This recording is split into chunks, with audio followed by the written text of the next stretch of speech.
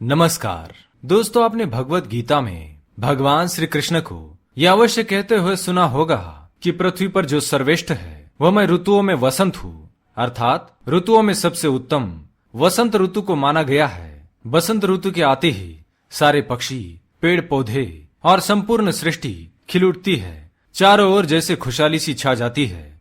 और इसी ऋतु में आता है बसंत पंचमी का त्योहार, जो पूरे भारतवर्ष में बड़े उत्साह से मनाया जाता है।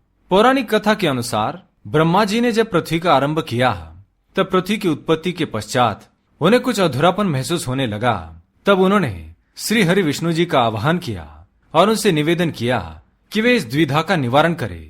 तब भगवान विष्णु ने पीतांबर धारण कर माँ आदिशक्ति दुर्गा जी की स्तुति की और फिर माँ दुर्गा के अंतर्मन से एक श्वेत वस्त्र धारण की हुई और हाथों में वीणा धारण की हुई एक देवी प्रकट हुई, जिनके प्रकट होते ही इस समस्त संसार को ध्वनि की ऊर्जा प्राप्त हुई और सुरों का उगम हुआ।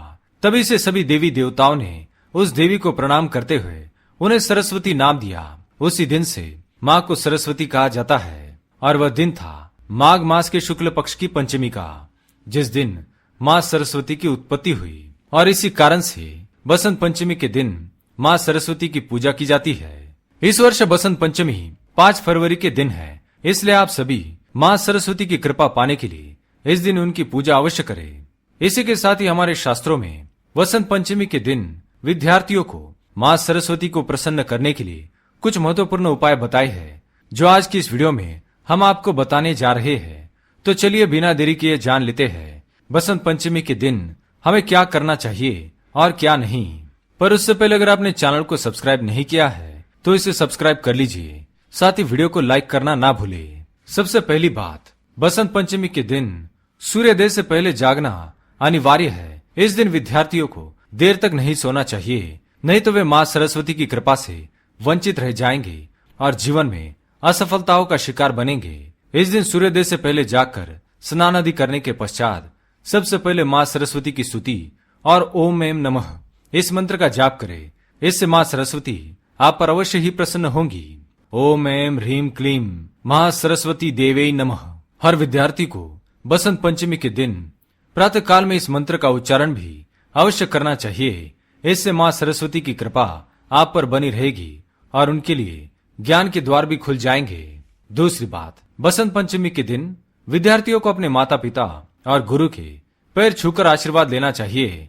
इस दिन आप ध्यान में रखें कि आप अपने गुरु का या माता पिता का या किसी भी बुजुर्ग का अपमान भूल से भी ना करें, नहीं तो माँ सरस्वती आपसे रुष्ट हो जाएंगी।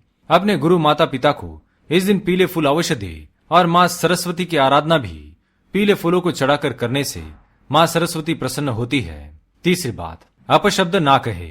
माँ सरस्वती वाणी की देवी है, उनके आगमन से पृथ्वी पर मनुष्य को वाणी प्राप्त हुई है। यदि हम अपनी वाणी में कटु वचन का प्रयोग करते हैं, अपशब्द कहते हैं, अपनी वाणी का प्रयोग किसी की निंदा के लिए करते हैं, तो माँ कदापि आपके मुख में वास नहीं करेंगी। इसलिए आपको जीवन में असफलताओं का सामना करना पड़ सकता है।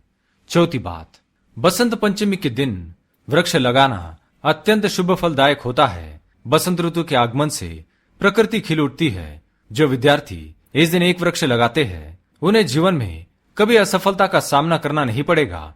हर परीक्षा में वो माँ की कृपा से सफलता प्राप्त करेंगे। इस दिन भूल से भी वृक्षों को ना काटे और न ही किसी वृक्ष को नुकसान पहुंचाए। अपने आसपास जितने वृक्ष हो उनको जल अर्पण अवश्य करें।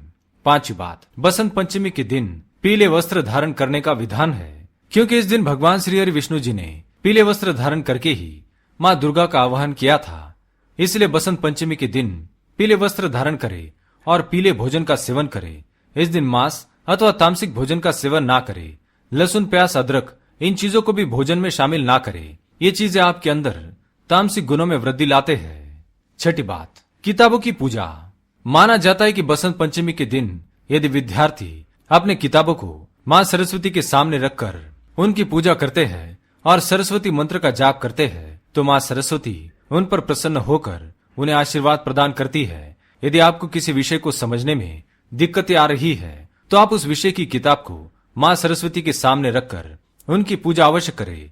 आपको उस विषय में अवश्य ही सफलता मिलेगी। तो दोस्तों, इस प्रकार से बसंत पंचमी के दिन आप मां सरस्वती को प्रसन्न कर सकते हैं। अगर ये जानकारी अच्छी लगी तो वीडियो को लाइक करें, कमेंट में जय मां सरस्वती ओम एम नमः अवश्य लिखें। धन्यवाद।